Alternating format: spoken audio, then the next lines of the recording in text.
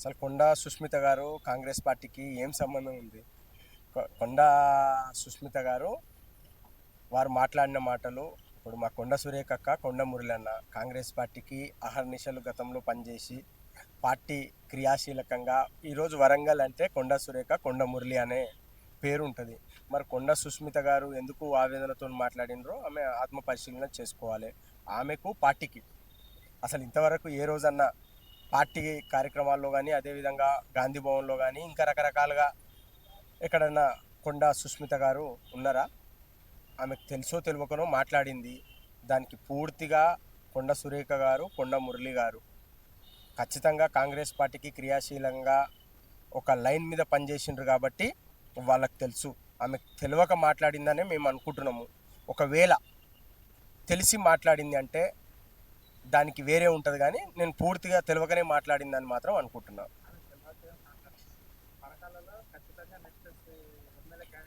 ఇప్పుడు ఇప్పుడు ఖచ్చితంగా సీట్లు పెరిగే అవకాశం ఉండే. ఒకవేళ కొండ సుష్మిత గారు పరకాలనే కావాలనుకుంటే డీలిమిటేషన్లలో పరకాల 2 నియోజకవర్గాలు అవుతుండే.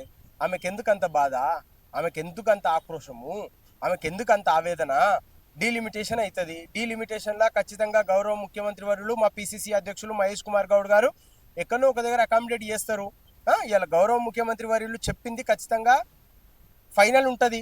దానికి పిసిసి అధ్యక్షులు ఉంటారు, దానికి ఏఐసిసి కోఆర్డినేషన్ ఉంటుంది. ఈరోజు ఎందుకు ఆవేదనతో మాట్లాడవలసిన అవసరం ఉంది?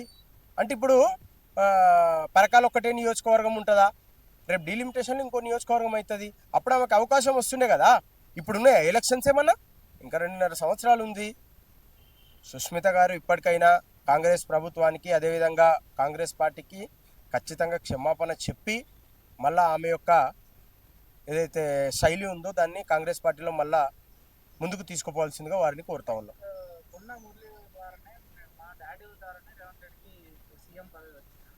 ఇక ఎట్లా అంటే నవ్వుకునే మాటలు ఇవన్నీ. ఆమె నేనేమంటున్నా తెలియక మాట్లాడుతుందంటే నువ్వు తెలిసిన వాళ్ళు ఎవరైనా మాట్లాడతారా?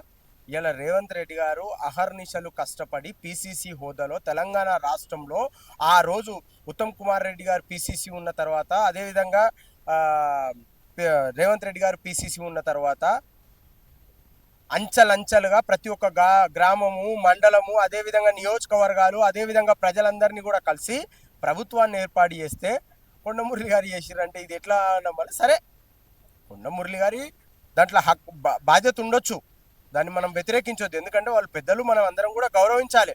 కానీ రేవంత్ రెడ్డి గారు ముఖ్యమంత్రి అయ్యారు, పిసిసి అయినరు.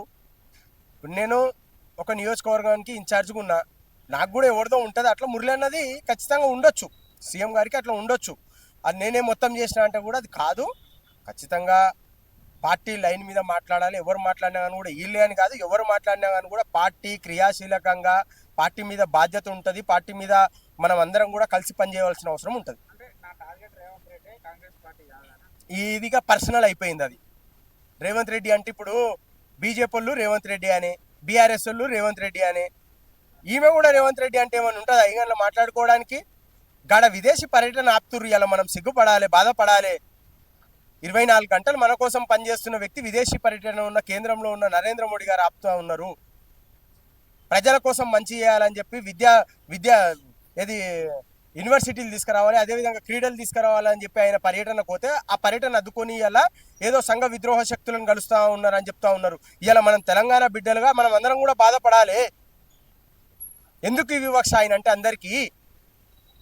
ఇప్పటికైనా చెప్తా ఉన్నా, గౌరవ ముఖ్యమంత్రి వర్యులు కష్టం చేసే తత్వం ఉన్న వ్యక్తి కాబట్టి నేను ఒకటే చెప్తా ఉన్నా, అందరికీ చెప్తా ఉన్నా, బీజేపీ, బీఆర్ఎస్, ఇంకెవరన్నా ఉన్నా కానీ కూడా వాళ్ళందరికీ కూడా చెప్తా ఉన్నా, గౌరవ ముఖ్యమంత్రి వర్యులు సిస్టంతోని ప్రజాపాలన ఏర్పడిన ప్రతిరోజు ప్రజల్ని ఉంటూ మన అందరినీ కలుస్తూ మన అందరినీ కాపాడుకునే ప్రయత్నంలో ఆయన ఉన్నాడు. ఆయనకు మనము సపోర్ట్ చేయాలని చెప్పి మీ ద్వారా వారికి తెలియజేస్తా ఉన్నాం.